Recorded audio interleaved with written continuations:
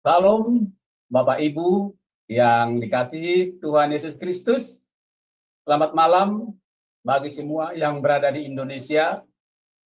Selamat siang menjelang sore bagi yang berada di Jerman. Dan selamat pagi bagi yang berada di Kanada.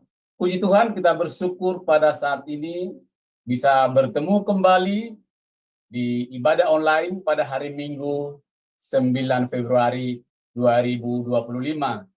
Firman Tuhan berkata dalam Mazmur 100 ayat 2, beribadahlah kepada Tuhan dengan sukacita, datanglah ke hadapannya dengan sorak-sorai. Baik Bapak Ibu, kita akan mulai ibadah ini. Mari bernyanyi secara pribadi di rumah masing-masing untuk kita persembahkan kepada Tuhan. Dengan mendengarkan pujian yang dibawakan oleh Saudara Abraham dengan judul Sentuh Hatiku. Waktu dan tempat dipersilakan. Shalom Bapak Ibu yang dikasihi Tuhan.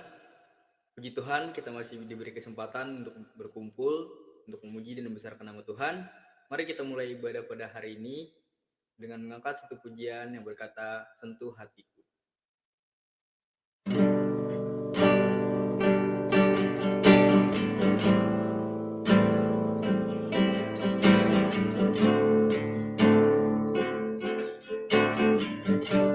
Tiada pernah berhenti,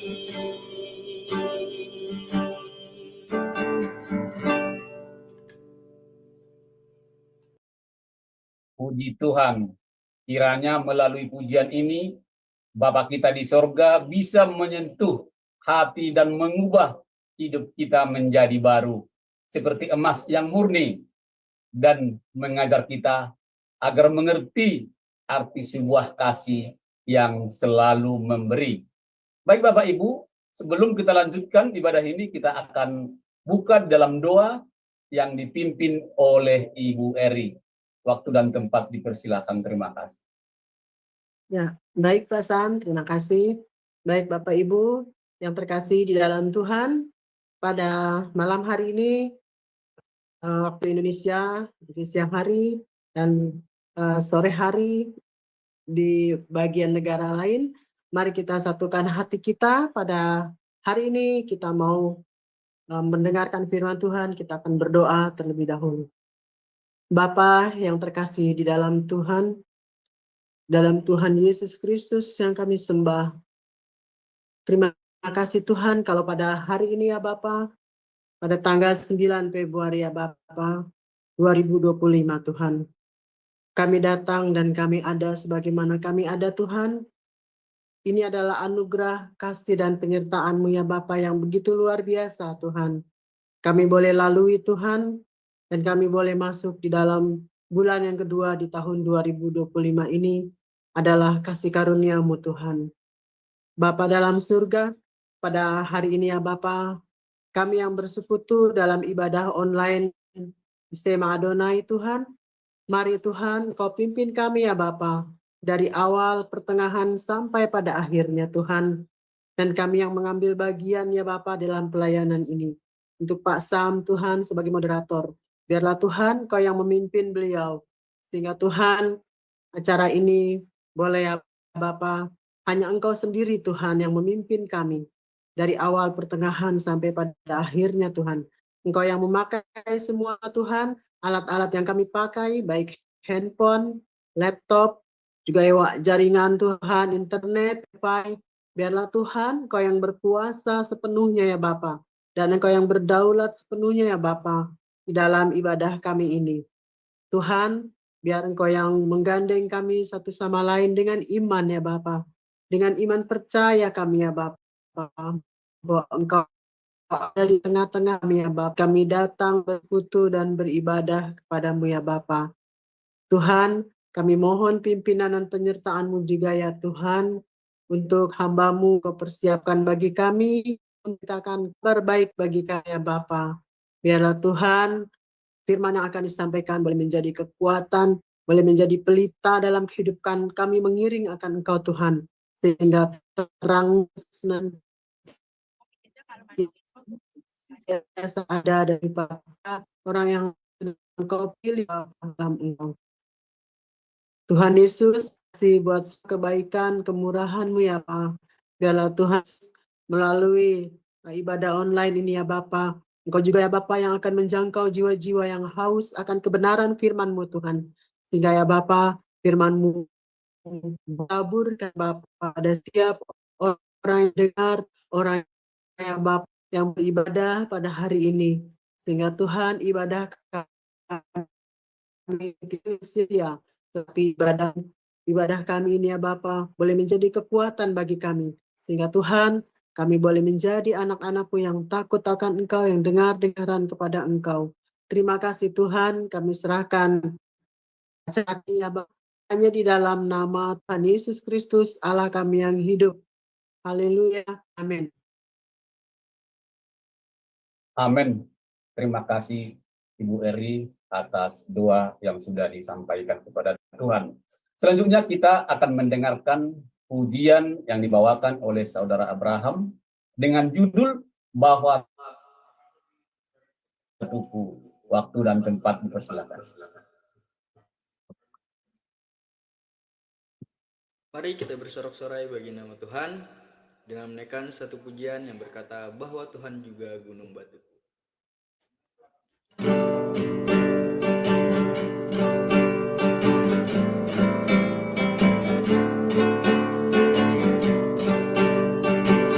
Bahwa Tuhan juga gunung batuku, bahwa Tuhan juga kota bentengku, bahwa Tuhan juga penolongku, yaitu Allahku dan gunung batuku, bahwa Tuhan juga gunung batuku, bahwa Tuhan juga kota bentengku, bahwa Tuhan juga penolongku, yaitu Allahku dan gunung batuku. Aku percaya akan Dia, perlindunganku. Aku percaya akan Dia, tanduk selamatku. Aku percaya akan Dia, sang perisaiku, tempat perlindungan yang tinggi. Bahwa Tuhan juga gunung batuku, bahwa Tuhan juga kota bentengku, bahwa Tuhan juga penolongku, yaitu Allahku dan gunung batuku. Aku percaya akan Dia, perlindunganku. Aku percaya akan Dia, tanduk selamatku. Aku percaya akan Dia, sang perisaiku, tempat perlindungan yang tinggi. Aku percaya akan Dia, perlindunganku. Aku percaya akan Dia, tanduk selamatku. Aku percaya akan Dia, sang perisaiku,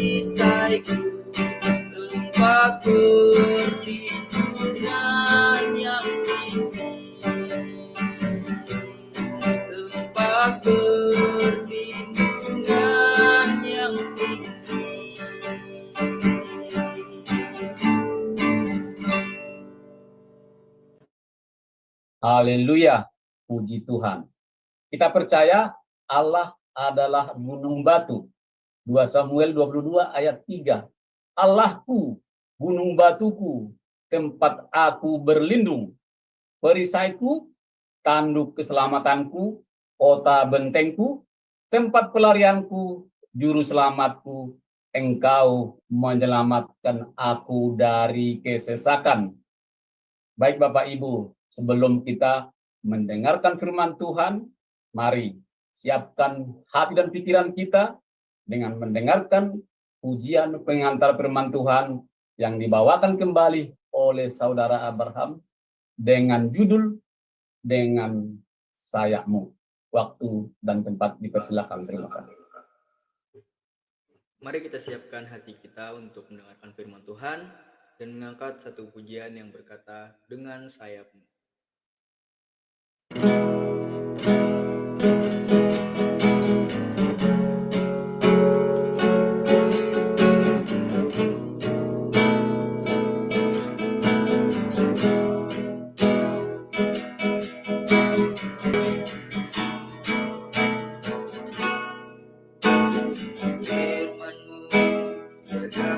Kau besertaku, maka kuat roh dan jiwaku. Tanganmu Tuhan selalu menantikan, di setiap langkahku percaya Yesusku.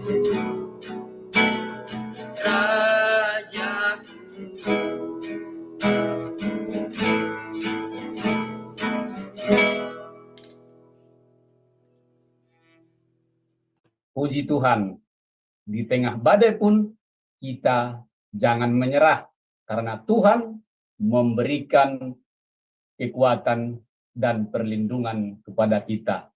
Mazmur 63 ayat 8 berkata, sungguh engkau telah menjadi pertolonganku, dan dalam naungan sayapmu aku bersorak-sorai.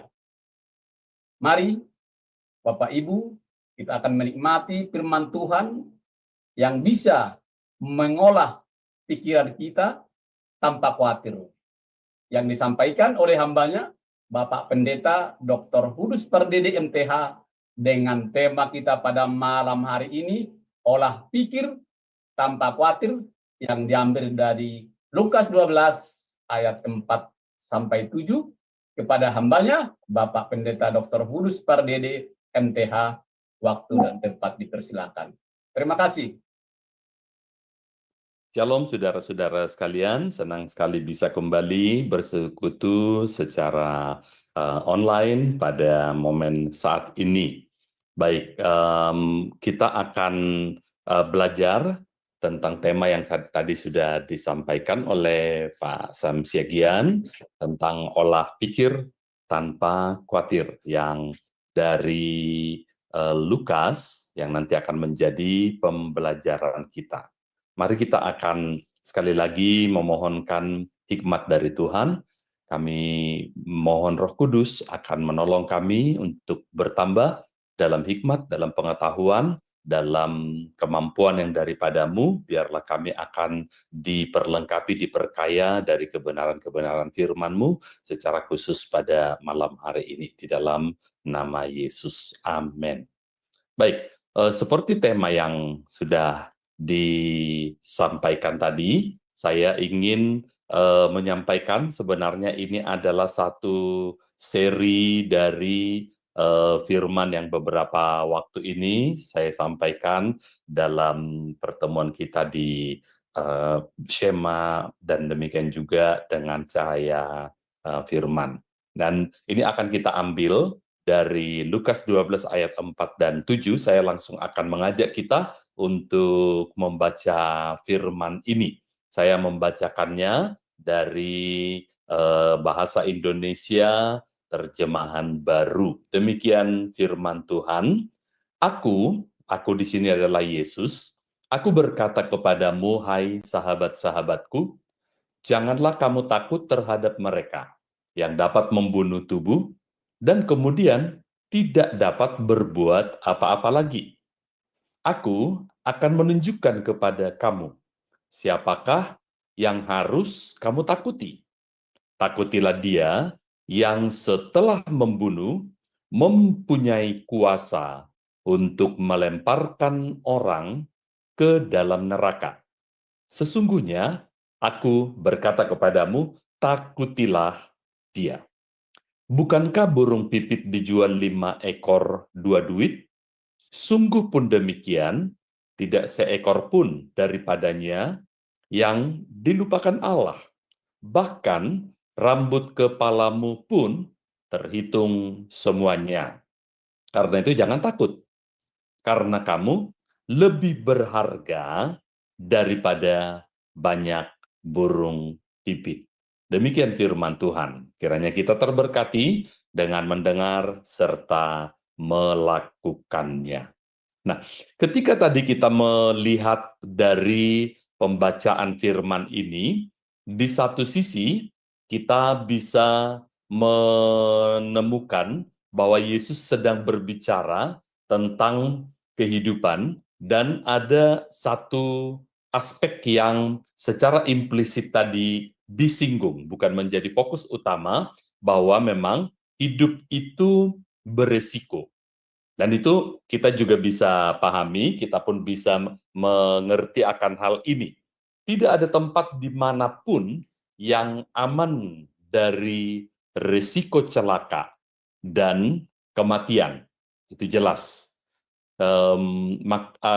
Kalau mengikuti perkembangan berita di tanah air, maka rekan-rekan mungkin sempat membaca bahwa belum lama ini, beberapa hari yang lalu, itu di gerbang tol Ciawi, itu di Bogor sana, itu ada truk yang membawa galon-galon aqua, lalu rupanya mengalami remblong, dan kemudian di gerbang tol, dia akhirnya harus menabrak beberapa kendaraan secara beruntun, dan termasuk juga menabrak gerbang atau tiang di mana petugas tol biasanya akan melayani para pelanggan, dan setidaknya saat ini tercatat ada 8 orang yang meninggal. Nah, kita bisa melihat dari contoh ini, mereka-mereka yang akhirnya meninggal adalah orang-orang yang sebenarnya boleh dikatakan sudah cukup hati-hati mengendarai sesuai dengan aturan lalu lintas, berhenti kapan harus berhenti, tidak melampaui kecepatan yang ditentukan. Tetapi ternyata di tempat seperti itu pun resiko kematian bisa terjadi.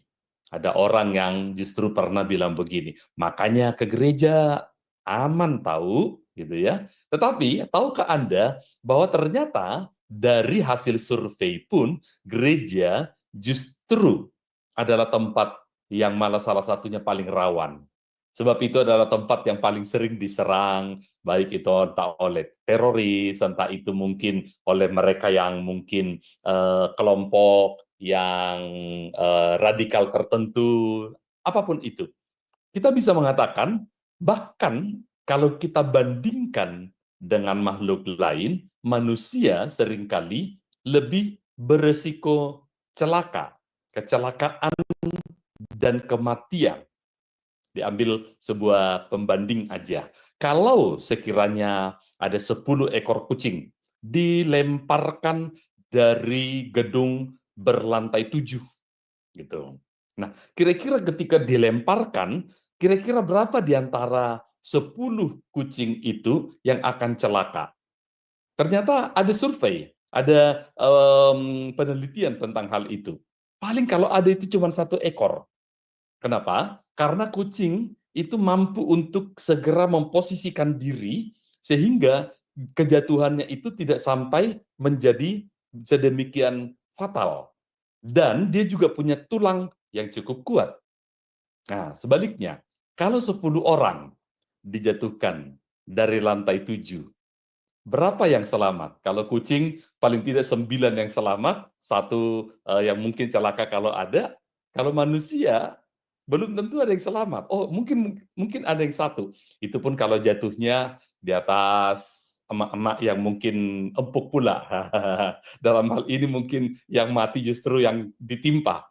Nah, apa yang mau saya maksudkan di situ adalah sebuah kondisi yang tak terhindarkan, bahwa memang manusia itu tidak memiliki satu kondisi tempat yang benar-benar bisa menjamin keamanan, kenyamanan.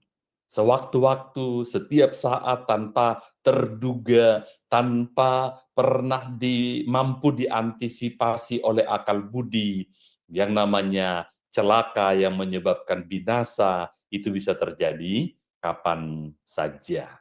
Saya kok ingat ada tetangga saya dulu, itu adalah seorang sopir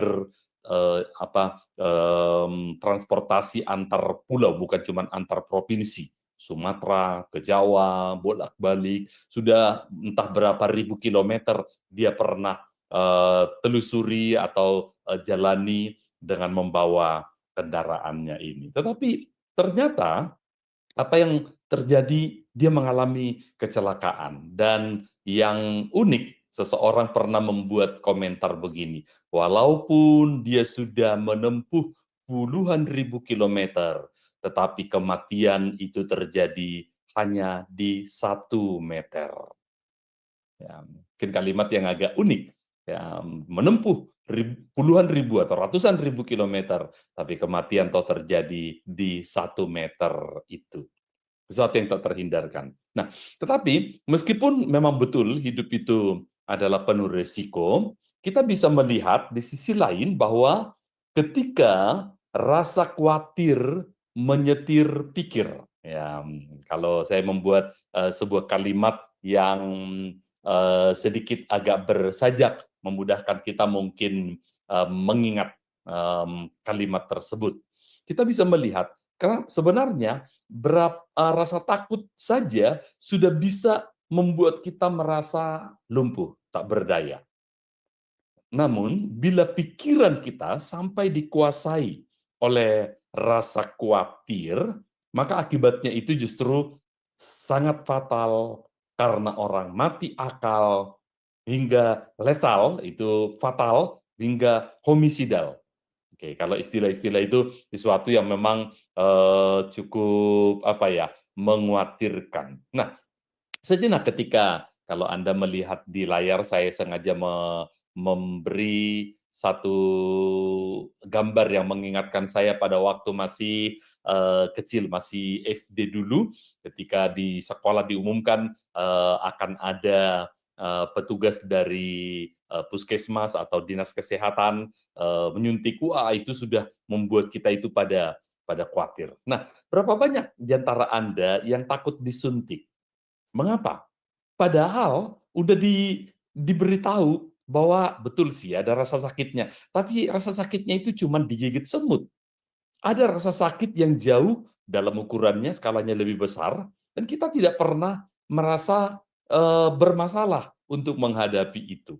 Bahkan mungkin kalau belajar pada waktu naik sepeda dulu, kan kita mengalami mungkin jatuh, luka, dan bekasnya sudah seumur sekian pun, ya, itu mungkin masih ada di lutut, di siku, atau di mana gitu ya. Dan itu jauh lebih sakit. Tapi kita tidak pernah khawatir tentang hal itu, karena itu kita naik sepeda lagi, nyoba lagi, sampai kita menguasainya.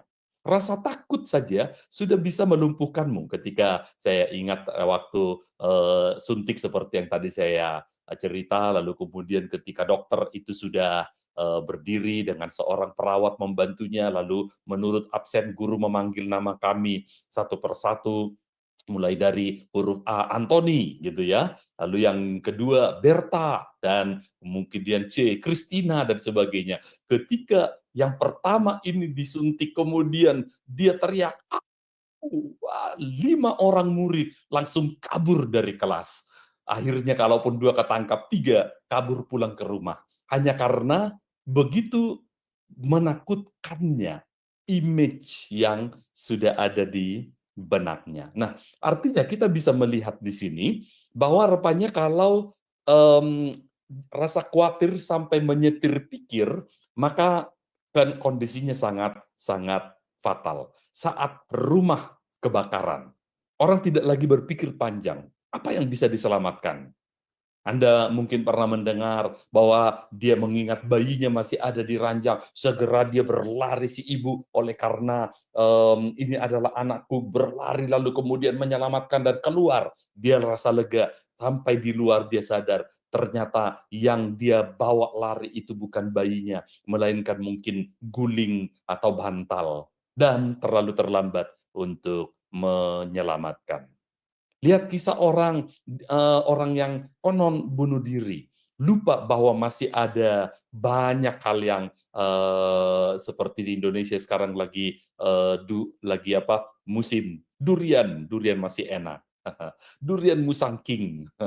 Mungkin rasanya kita kebayangnya itu hanya satu hal, dikejar hutang, atau mungkin rasa bersalah, atau mungkin akibat dari sesuatu apapun. Nah, pada waktu rasa khawatir menyetir pikir, ini akan justru membuat rugi besar. Itu sebabnya dalam ayat yang kita baca tadi, lalu Yesus memberi kepada kita sebenarnya sebuah panduan bagaimana mengolah pikir tanpa rasa khawatir. Kalau dalam pembelajaran sebelumnya yang saya sampaikan mengenai bagaimana mengolah kehidupan, kali ini spesifiknya mengelola pikir tanpa rasa khawatir. Yang pertama, kita membaca pada ayat yang barusan sudah kita bacakan di awal, adalah dengan langkah yang pertama ini, hadapi ketakutan terbesarmu.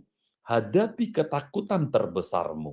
Nah, kita bisa melihat ada tingkatan rasa takut dan juga ada ragam tanggapan sebagai reaksi untuk menyikapi akan hal ini.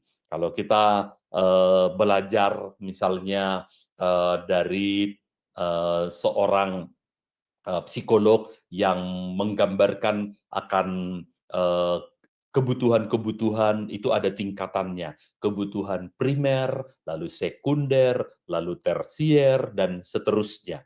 Nah, dan disebutkan di sana orang akan berusaha lebih dahulu memenuhi kebutuhan primer, sandang, pangan, papan. Biasanya 3 itu yang disebut sebagai kebutuhan primer. Saya juga nggak tahu kenapa dalam menyebutkannya secara urut selalu mendahulukan sandang, baru pangan.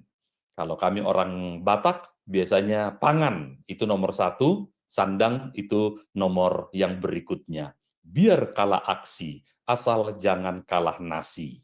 Katanya begitu.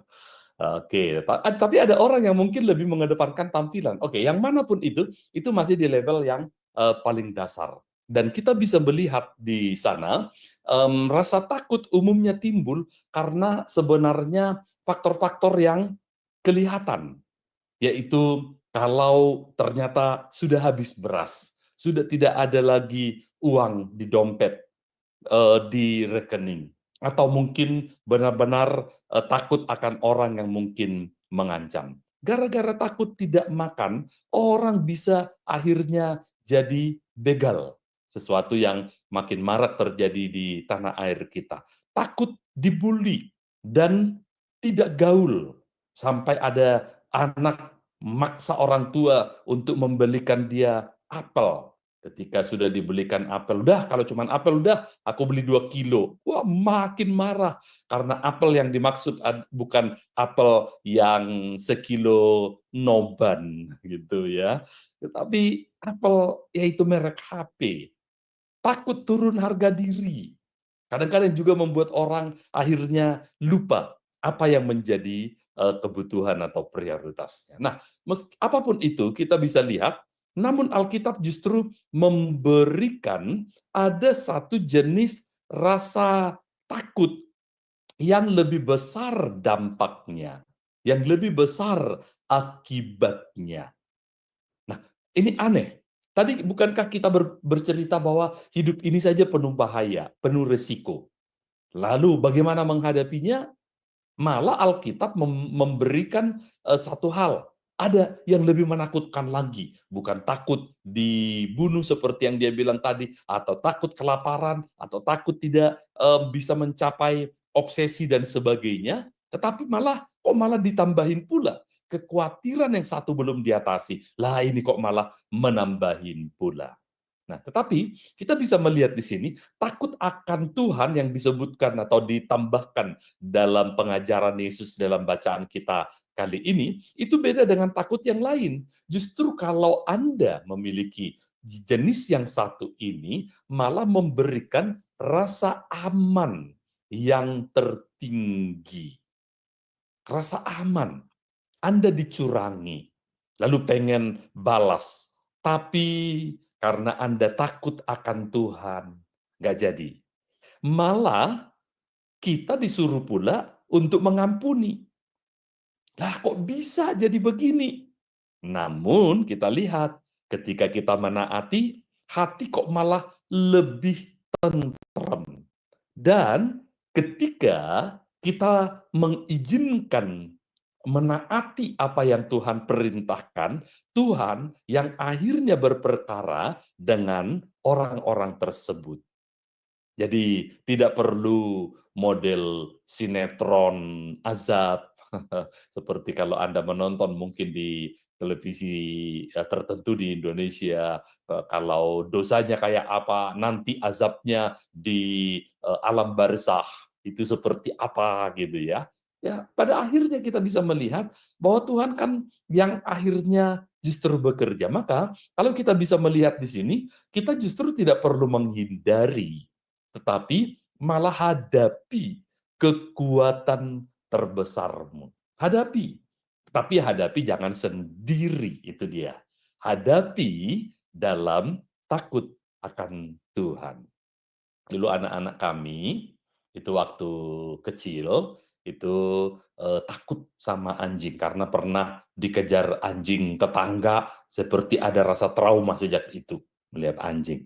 Tetapi saya sudah coba membesarkan hati mereka bahwa jangan takut, mungkin ada anjing yang galak, padahal itu sebenarnya cuma mau kenalan, nggak cukup untuk menghilangkan rasa trauma mereka. Saya tambah lagi mungkin confident boosternya, yaitu mengangkat harga diri. Jangan lupa, kau orang Batak, tahu nggak?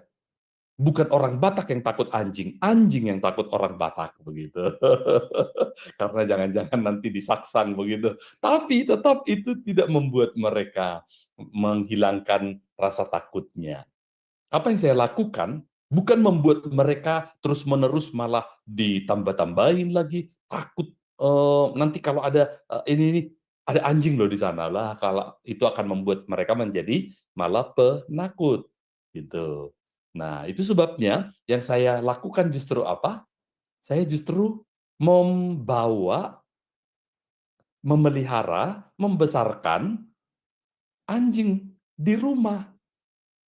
Loh, bukankah itu akan membuat anak makin traumatis? Enggak. Milihnya anak anjing yang masih lucu, yang masih kecil, yang memang bisa jadi teman bermain, kejar-kejaran. Awalnya memang mereka takut, lalu kemudian saya beri contoh bagaimana mengelus kepalanya, badannya, lalu kemudian menggelitik-gelitik, lalu kemudian bermain, lalu melempar sesuatu nanti akan dibawa dan sebagainya. Mereka mulai mencoba asik, dan ternyata sejak itu mereka sudah tidak takut lagi.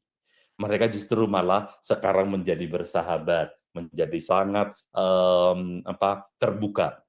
Kalau melihat seekor anjing, pengen rasanya dekat. Walaupun saya jadi ingatkan sebaliknya, hati-hati, tetap ada anjing yang galak. Anjing yang galak itu juga biasanya karena majikannya yang galak. Kalau di depan rumah ada tulisan, awas anjing galak. Kenapa anjing itu galak? Sebenarnya itu karena Tuhan yang galak. Di kantor dia diomelin, ini tapi dia nggak berani melawan. Ketika pulang ke rumah, istri yang diomelin. Ketika istri nggak terima, tapi takut juga ngelawan sama suaminya, anak-anak yang diomelin. Anak-anak sebenarnya nggak terima juga, tetapi nggak berani melawan mamanya. Lalu kemudian pas lewat anjing, anjing pun ditentang terkaing-kaing. Anjing sebenarnya nggak terima, tetapi nggak berani melawan, nanti takut nggak dikasih makan. Akibatnya apa? Ada tamu yang datang, dia jadi galak sama tamu. Maka kalau ada anjing yang galak, itu katanya tuannya lah yang galak. Yang manapun itu, yang saya maksudkan adalah begini, hadapi. Hadapi itu berarti bukannya justru menjauh atau menghindar, tapi jangan hadapi sendiri. Hadapi dengan Tuhan. Lebih spesifiknya tadi, dengan takut akan Tuhan. Nah, kemudian kita melihat yang kedua di sini, bahwa ternyata Yesus memberi kepada kita sebuah panduan. Ambil peluang yang lebih beresiko. Di ayat 5 bagian B itu tadi. Saya pernah melihat di Jakarta ketika ada pembersihan dari kaca-kaca mall yang memang tinggi itu ya, entah berapa lantai. Yang menarik sebenarnya justru orang-orang jadi pada keluarin HP, ngefotoin, ngevideoin, itu adalah karena pembersihnya ini itu memakai pakaian kayak Spider-Man, bergelantungan di sana ya, tapi pakai pengaman sih, pakai tali, pakai apa dan sebagainya. Nah, kebetulan karena pas akan jam istirahat makan siang, saya tunggu sebentar, saya cuma pengen ngobrol sama karyawan pembersih kaca ini. Saya ngobrol sekilas, kenapa sih kok pakai Spider-Man kayak begini? Ya, biar asik aja untuk jadi tontonan, Mas, gitu ya. Lalu ketika saya tanya, berapa sih gajinya pekerjaan kayak begini? Dan saya kaget, ternyata gajinya lumayan gede loh. Saya bilang, masa sih segitu? Lalu kemudian iya, masa cuma pekerjaan membersihkan kaca per hari itu digajinya sekian. Jadi kalau dikalikan sebulan itu berarti kamu itu sudah selevel dengan manajer perusahaan yang sekolahnya tinggi dan sebagainya. Dia bilang membersihkan kaca siapa aja nih sebenarnya bisa. Tetapi bergelantungan 7 lantai, sekian puluh meter dari bawah, itu nggak semua orang berani, punya nyali. Nah, yang mahal itu bukan membersihkan kacanya, punya nyalinya. Nah, saya berpikir benar juga sih Bapak ini. Yang mahal itu, ya betul, siapapun bisa membersihkan kaca. Apalagi digaji per hari aja sampai berapa ratus ribu begitu. Tapi ternyata kenapa dibayar mahal? Resikonya tinggi. Dan itu selalu berbanding lurus. Hidup dengan resiko terbesar, itu selalu berbanding lurus dengan keuntungan yang terbesar. Pilihan terbaik bukanlah yang minim resiko, tetapi yang resikonya terbesar. Di sini kita bisa melihat hidup dengan resiko terbesar itu akan membuat kita justru hidup dalam kewaspadaan, hidup melangkah dalam iman dan ketaatan. Sama seperti tadi si pembersih kaca, emang membersihkan kacanya sih gampang. Tetapi bergelantungan sekian puluh meter, ketika sekali waktu tidak hati-hati, tidak waspada, tidak mengikuti safety first, prinsip-prinsip keselamatan kerja, maka sampai ke bawah, itu langsung jadi tape, begitu kata dia. Artinya ini adalah sesuatu yang risikonya besar, tapi di sisi lain juga keuntungannya sangat besar. Nah, Yesus justru berkata, ambil risiko yang seperti itu.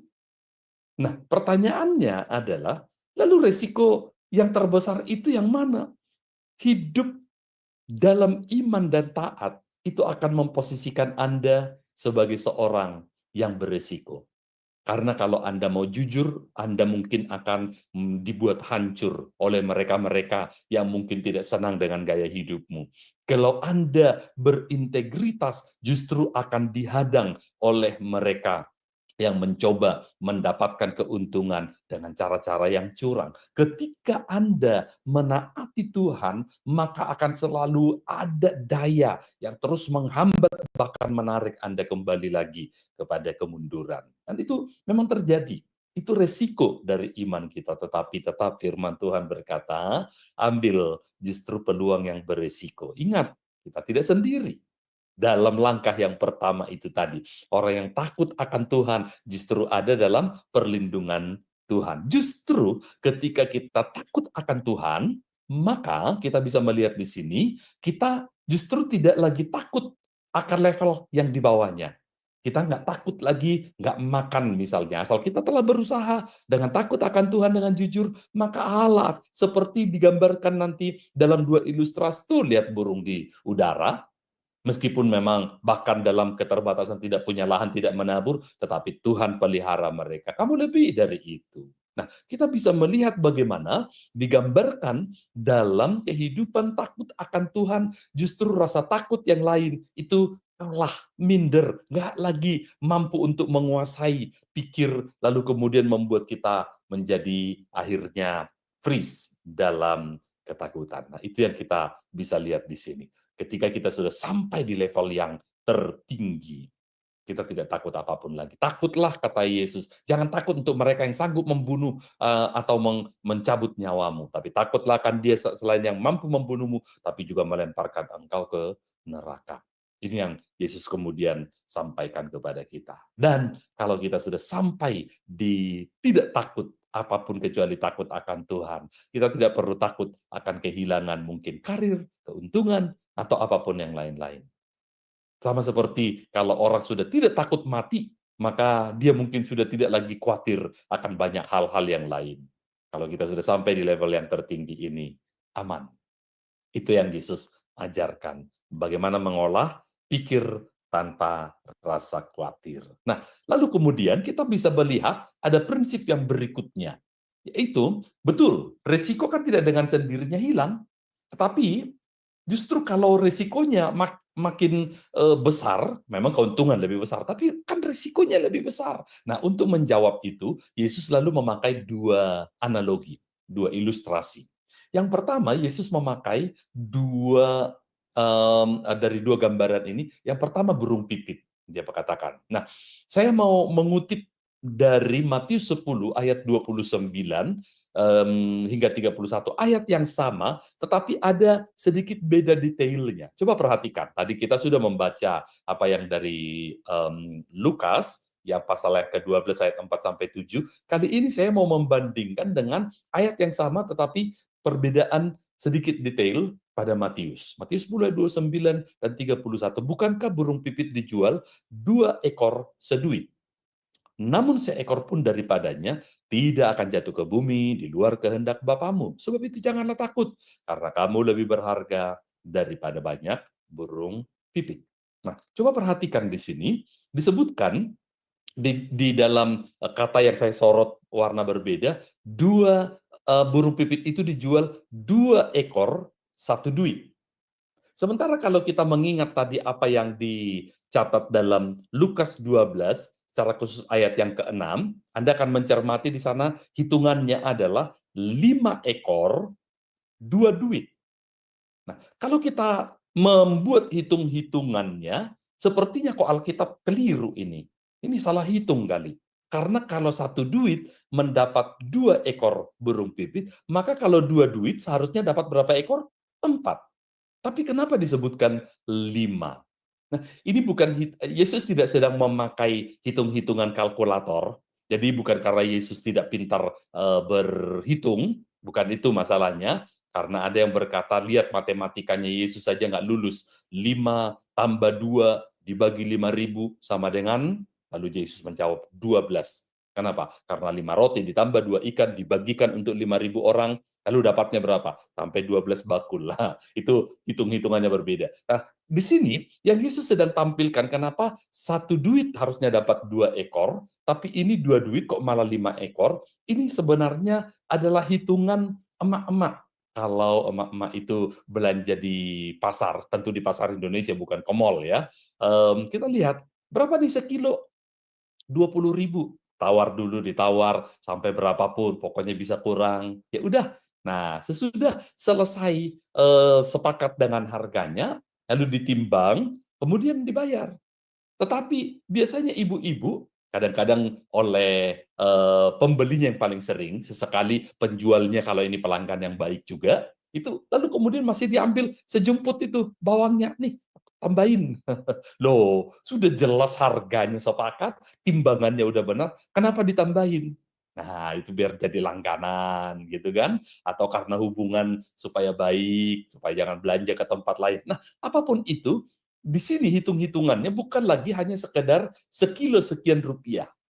Jadi bonus.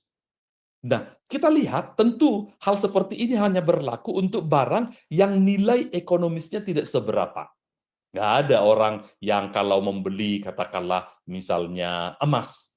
Jadi kalau 1 gram harganya sekian, lalu kemudian kalau 2 gram sekian. Oke, tapi ditambahin 1 kalung ya. Waduh, bisa bangkrut itu toko emas.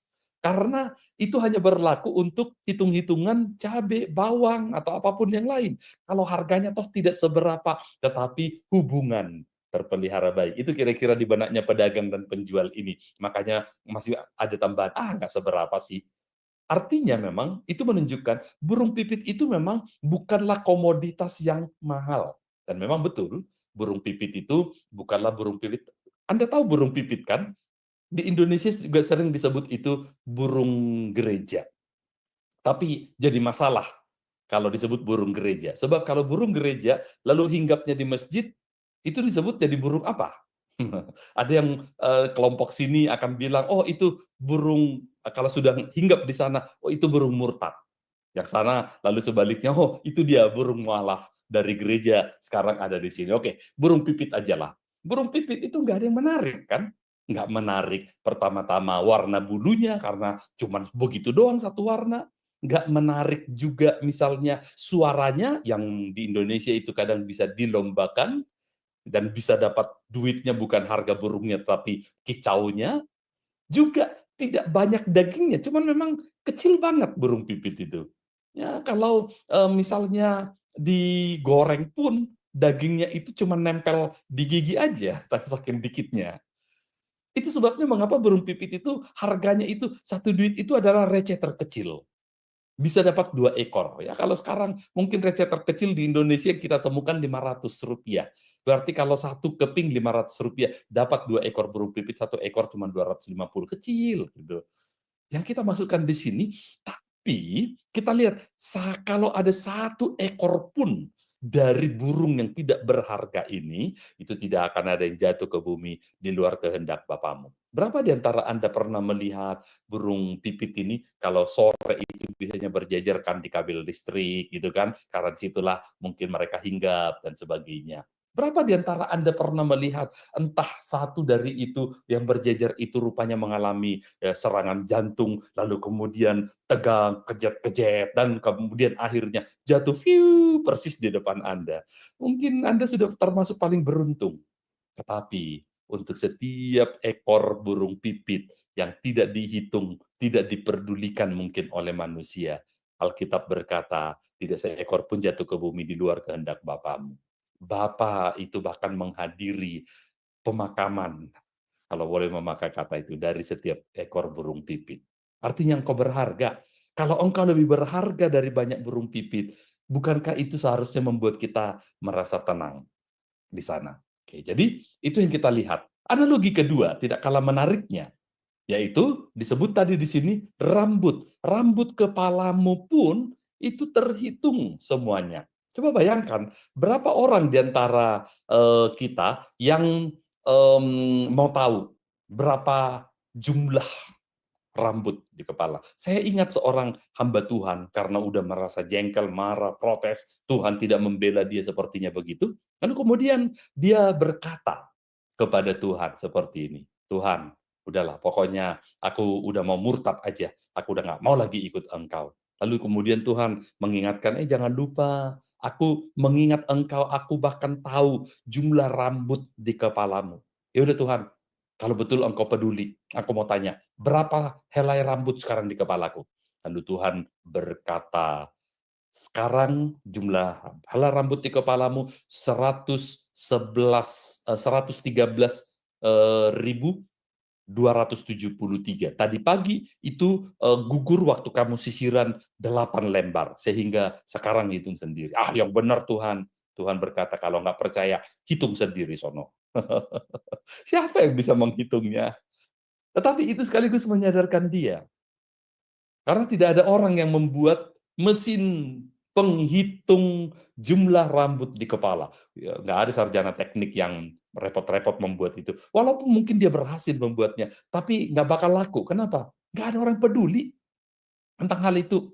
Ya, saya mulai makin peduli karena rambut di kepala saya. Kalaupun wajah saya mungkin masih tampak, kata mahasiswa saya itu, paling Bapak cuma umur 30. Tapi kalau lihat rambutnya itu mungkin sudah 70 gitu ya, umur 70. Lalu sekarang umur saya berapa? Ya dijumlahkan dua-duanya, diambil rata-ratanya. Cocoklah. Tapi yang saya maksudkan di sini orang tidak peduli soal jumlah rambut, tapi Tuhan bahkan mampu untuk mencermati hal-hal yang terlewat, pekerjaan yang sulit, yang diabaikan. Itu adalah sesuatu yang juga Tuhan perhatikan. Nah, itu adalah kita. Jadi artinya kita bisa lihat di sini sederhananya, berjalan dalam kehendak Tuhan itulah yang dimaksudkan di sini. Itulah yang paling berisiko, tapi sekaligus yang paling aman.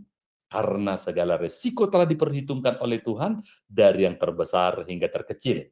Kita lebih siap menghadapi segala kesukaran bila ada jaminan. Maka meskipun seperti di dalam contoh ini tadi, gambar yang di sisi kiri, itu memang sesuatu yang menakutkan, tetapi di sisi lain, kita sebenarnya tidak perlu takut kalau tahu. Kalaupun jatuh, nanti aku ada pengamannya. Nah, inilah sebenarnya. Hidup dalam Kristus itu sebenarnya membuat kita itu telah diasuransikan.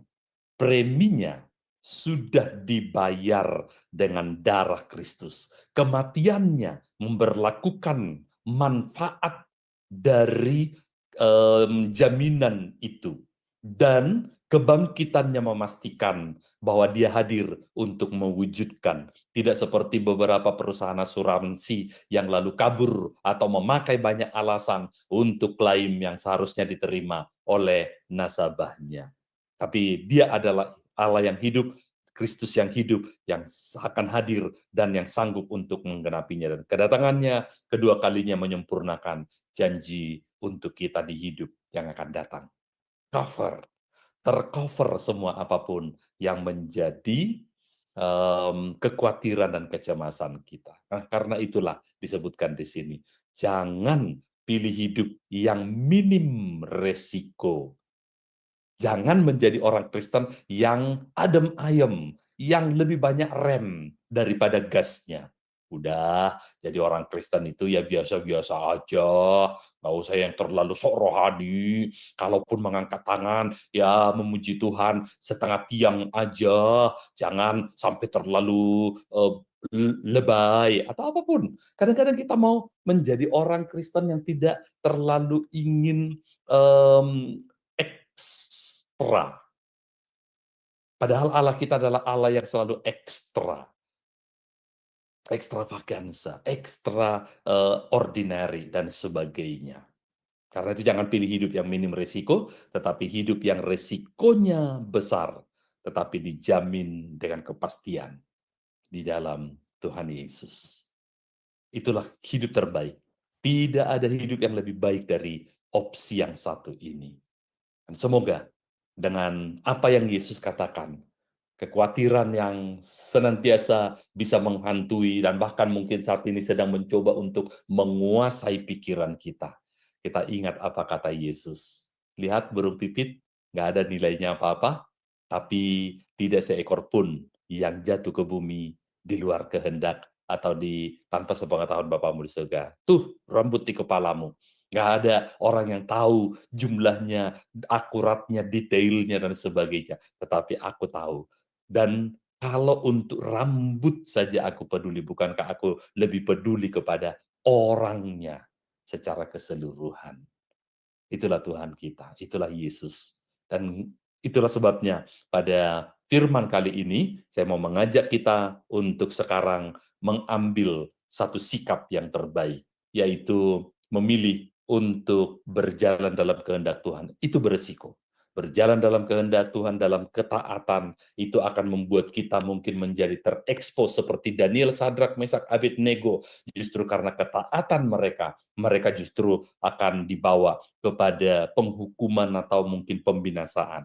Tetapi Allah menyertai mereka. Daniel diluputkan dari gua singa. Sadrak, Mesak, Abednego justru membuat dapur api itu tempat kesaksian untuk kebesaran Tuhan.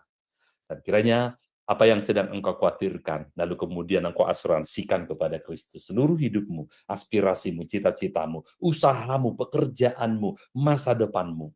maka biarkan Dia yang menatanya, mengaturnya. Sekalipun itu kadang sangat bisa berbeda dengan apa yang mungkin kita bisa lakukan atau inginkan, rencanakan.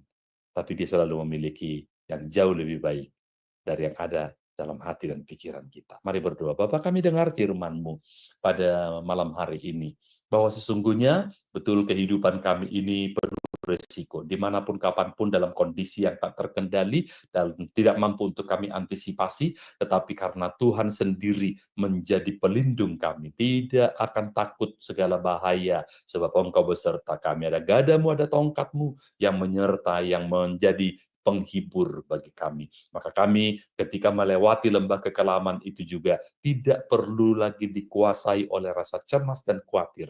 Usaha upaya terbaik kami tetap akan kami lakukan, tetapi dengan kesadaran Tuhan pegang kendali. Kami mungkin punya kendala, tapi Tuhanlah yang pegang kendali. Diberkatilah setiap anak-anak-Mu yang mendengarkan pesan firman ini, dan dari kebenaran firman ini mereka mau mendedikasikan hidup mereka untuk sepenuhnya menjadi orang yang berkomitmen hidup di dalam kehendak Tuhan.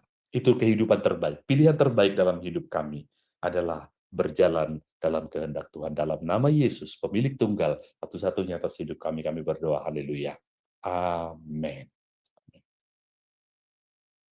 Amin.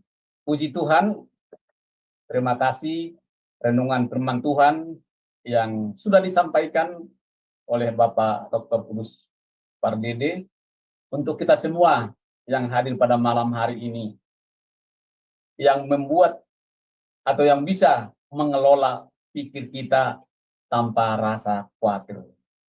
Ini dia yang sering kita hadapi dalam kehidupan kita sehari-hari, kekhawatiran. Dan saya pun kadang-kadang khawatir. Tapi setelah mendengarkan renungan firman Tuhan pada malam hari ini, saya atau kita boleh dikuatkan, boleh menghadapi kekhawatiran yang kita alami setiap hari. Kita kelolalah pikiran kita tanpa rasa khawatir. Hadapi ketakutan terbesar kita, ambil peluang yang lebih berisiko, asuransikan resikonya, datanglah kepada Tuhan. Tuhan pasti akan memberikan jalan keluar untuk kita semua. Mari Bapak Ibu, kita pegang, kita renungkan, bahkan kita lakukan firman Tuhan ini dalam kehidupan kita sehari-hari. Baik Bapak Ibu, sebentar kita akan mendengarkan pengumuman yang disampaikan oleh Ibu Eling. Dipersilakan. Terima kasih. Iya, baik. Terima kasih Pak Sam. Baik Bapak Ibu sekalian, saya akan membacakan persembahan ya. Ya, baik, sudah tampak di layar ya Bapak Ibu. Baik Bapak Ibu, persembahan Bapak Ibu dapat diberikan melalui Bank BCA dengan nomor rekening 7890232871 atas nama Petra AXX JXXX dengan contoh sebagai berikut. Beri kode angka 7 di akhir nominal. Contoh, 20.000 menjadi 20007. Demikian Bapak Ibu pengumuman untuk persembahannya. Terima kasih atas perhatiannya. Tuhan berkati. Saya kembalikan kepada Pak Sam sebagai liturgis. Dipersilakan. Baik, terima kasih Ibu Aling. Selanjutnya kita akan masuk dalam doa syafaat. Yang pertama, doa ucapan terima kasih untuk firman dan untuk Sema Adonai. Yang kedua, doa untuk pemerintah. Yang ketiga, doa untuk gereja-gereja. Kepada Ibu Henny, dipersilakan untuk memimpinnya. Terima kasih. Baik Pak Sam, mari kita satukan hati di dalam doa. Bapa kami yang bertata di kerajaan surga, terima kasih ya Bapa untuk ibadah. Saat ini kami berkumpul, kami menerima berkat yang dari Engkau, yang telah disampaikan oleh hamba-Mu, Pak Hudus kepada kami. Biarlah setiap firman yang telah disampaikan ini, Bapa, Engkau meteraikan di dalam kehidupan kami. Dan kami dapat mempraktekkannya itu di dalam kehidupan kami. Hidup khawatir tidak pernah ada gunanya di dalam kehidupan kami ya Bapa. Tolong kami ya Bapa, agar kami bisa mempercayai sepenuhnya kebenaran firman-Mu, bahwa Engkau ada di dalam perlindungan kami. Berkati Pak Hudus yang telah menyampaikan firman ini. Biarlah Tuhan Engkau tambah-tambahkan hikmat. Berkati kesehatannya ya Bapa. Pergumulannya tentang kesehatannya Tuhan. Tolong Tuhan. Pakai tim dokter, pakai tim medis Tuhan. Untuk dapat menyelesaikan dan memeriksa keadaan beliau Tuhan. Kami percayakan Pak Hudus dalam tangan kasih-Mu. Dengan tubuh yang sehat Tuhan, dia bisa melayani Engkau. Biarlah kemurahan-Mu senantiasa tercurah atas hamba-Mu ini ya Bapa. Terima kasih ya Bapa. Bapa, kami mau berdoa untuk pemerintah kami Indonesia. Kami bersyukur pemerintah kami telah mendapatkan presiden. Dan kami telah melihat Tuhan di dalam masa singkat yang telah Dia perintahkan. Telah banyak terjadi hal-hal yang baik ya Tuhan. Renovasi Tuhan. Di-upgrade banyak yang tentang hukum Tuhan. Untuk keadilan ya Bapa. Oleh sebab itu ya Bapa, kami mohon berkati Presiden kami Prabowo Tuhan. Biarlah Engkau limpahkan kepada hamba-Mu ini Tuhan berkat khusus Tuhan. Kesehatan ya Bapa. Jaga beliau Tuhan dimanapun dia berada. Pagari dia dengan kuasa-Mu Tuhan. Agar pemerintah kami dapat berjalan dengan baik. Bapak juga begitu wakil presiden dan pemerintah-pemerintah dari aparat yang tertinggi sampai yang terendah. Kami serahkan di dalam tangan kasih-Mu. Kami percaya Tuhan Indonesia akan dipulihkan. Semakin dipulihkan Tuhan karena Engkau yang mengendalikan Indonesia. Bapa, saat ini juga kami mau berdoa untuk setiap gereja-gereja-Mu yang ada di seluruh dunia, bahkan yang ada di pelosok-pelosok daerah kecil. Tuhan, hamba berdoa, berkatilah gereja-gereja-Mu Tuhan. Mampukan mereka menjalani visi dan misi-Mu, agar mereka dapat melayani-Mu ya Bapa. Gereja Tuhan, dibutuhkan untuk memancarkan terang dan garam-Mu. Oleh sebab itu ya Bapa, mampukan Tuhan setiap gereja-Mu dapat memancarkan terang dan kasih-Mu Tuhan terhadap dunia.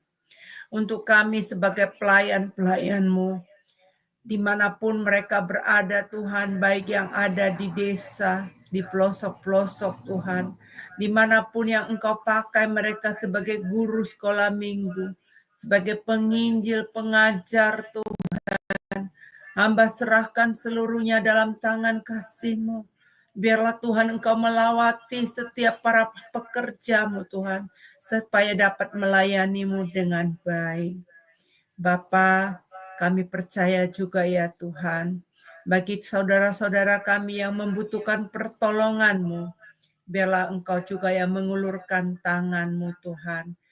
Finansial, kesehatan, Tuhan tolong Tuhan, biarlah Engkau yang bekerja. Saat ini Tuhan, hamba teringat kepada saudari saya, Aling Tuhan. Besok dia akan ke dokter Tuhan untuk memeriksa kesehatannya. Bapa, hamba berdoa, biarlah Engkau yang melawati Aling Tuhan. Pakai dokter Tuhan yang akan dia kunjungi besok, supaya bisa mengetahui ada apa dengan tubuhnya Tuhan. Bapa, kami serahkan Aling dalam tangan kasih-Mu. Biarlah pekerjaan-Mu nyata bagi Aling Tuhan. Jumsema Adonai membutuhkan saudari kami ini Tuhan, yang dia punya dedikasi yang tinggi untuk melayani Tuhan. Bapa, terima kasih Bapa. Kami serahkan seluruh doa ini hanya di dalam nama Tuhan Yesus Kristus. Amin. Saya kembalikan kepada Pak Sam.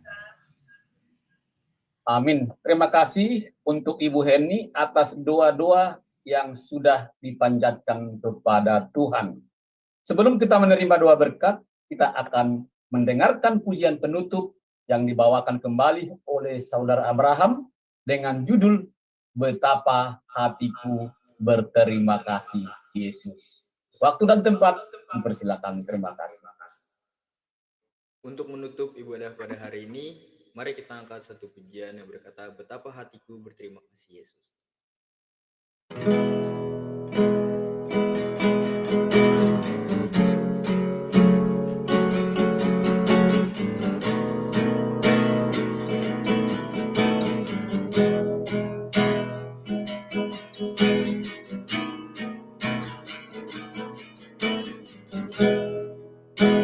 Betapa hatiku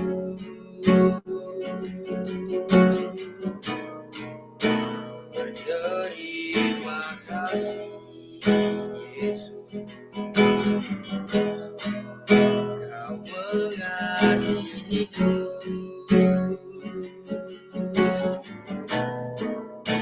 Kau memilikiku. Hanya ini Tuhan persembahanku, segenap hidupku, jiwa dan ragaku, sebab tak ku miliki harta kekayaan yang cukup berarti untuk persembahkan. Hanya ini Tuhan permohonanku, terimalah Tuhan persembahanku, pakailah hidupku sebagai alatmu, seumur hidupku.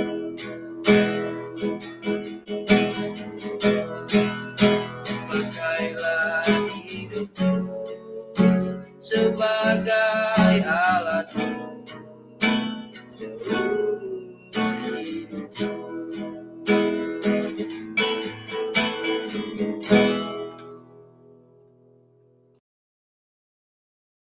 Puji Tuhan, kiranya pujian dan ibadah serta firman Tuhan yang sudah kita dengarkan menjadi berkat bagi kita semua yang mendengarkan. Baik Bapak Ibu, mari kita tutup ibadah ini dengan menerima doa berkat dari Bapak Gembala kami, Bapak Pendeta Dr. Daniel Palungan. Waktu dan tempat dipersilakan. Terima kasih. Bapa di surga, terima kasih untuk pimpinan Tuhan dalam ibadah kami dari awal sampai akhir, baik puji-pujian dan khususnya firman-Mu yang sudah memberkati dan juga mengarahkan hidup kami, supaya dalam hidup ini kami senantiasa takut akan Tuhan dan mengalahkan semua ketakutan-ketakutan di tengah-tengah dunia ini. Kami akan kembali kepada tugas-tugas rutin kami.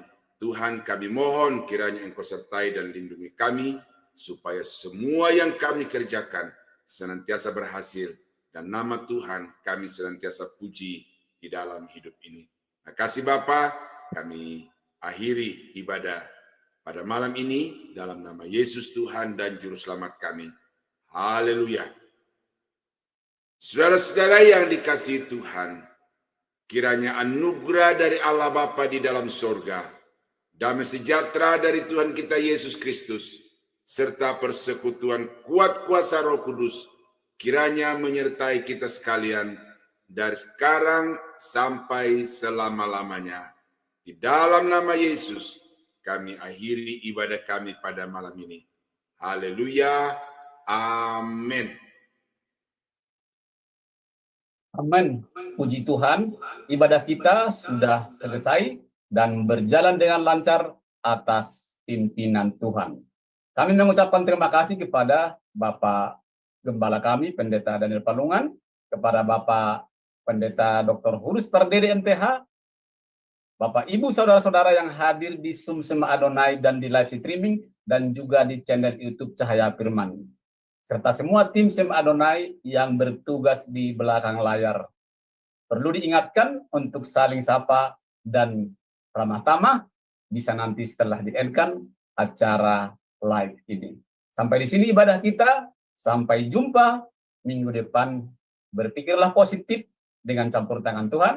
Selamat malam, Tuhan Yesus memberkati. Salam.